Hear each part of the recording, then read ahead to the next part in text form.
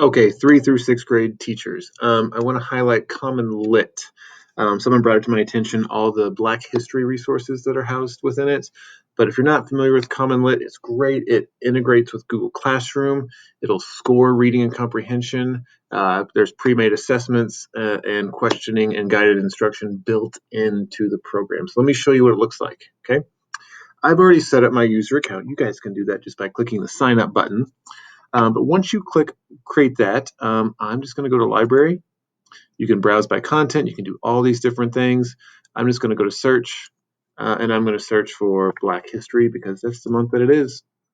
And then you'll see all these resources. Okay, they're limited to 3 through 6, but that's okay. But those are the people that are we're really focused on helping them create expository text and look for text evidence in the first place.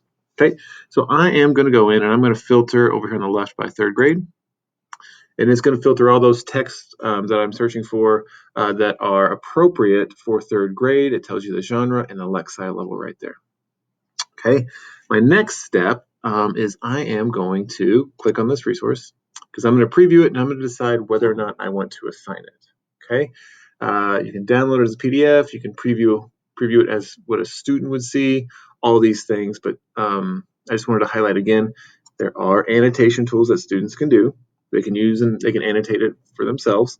There's guided questions, and these guided questions appear like this for students, where they click on them, and then the student answers the question to the side as they go through the text. I really like that. But there's also assessment questions where they'll take the assessment after they've gone through the reading. You'll notice the standard is right there, so you know what, you can even use this to fill out your report card or your grade book. And also there is a discussion for them to participate in as well. Okay, now let me show you how quick and easy it is for you to assign this to students. Okay, first I'll show you how to assign it, and then I'll show you how to set up your classes. So when I want to assign this, I'm just going to click assign.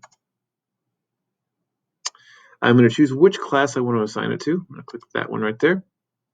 Okay, and then I can even do it to just one or more individual students, which is cool. If I click that, I choose the students within that class, and yes, they do just sync from Google Classroom. I can do it just to one student, okay, or I can do it to all of them, okay, if I uncheck that, right? You can customize your instructions that are going to show up, okay? There's guided reading mode, which just assists students through the reading. You can assign that to the entire class, or if you feel like there's just 1 or 2 students that need it, you can assign it to those specific students as well if they need that scaffold. Okay, there's different assessment options from how they are assessed at the end.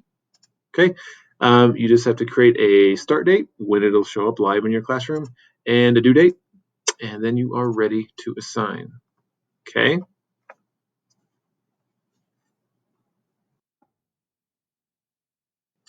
The next thing it'll ask you, do you want to include the scores in your Google Classroom? What this means is it doesn't go to our gradebook, but if you click this top one, it'll post their scores in your Google Classroom gradebook. So then your only job to do is to go to your Google Classroom gradebook and transfer them into your our district gradebook. So I'm going to click that. Okay, and there it is right there. The next thing is I'm going to share, and you're set up. You have an assignment for students. They're going to engage in it, and whatever they score on that assessment and the engagement questions, they're going to go directly to your Google Classroom gradebook for you to look through. Okay, now let me go through and show you how I set up my class. Okay,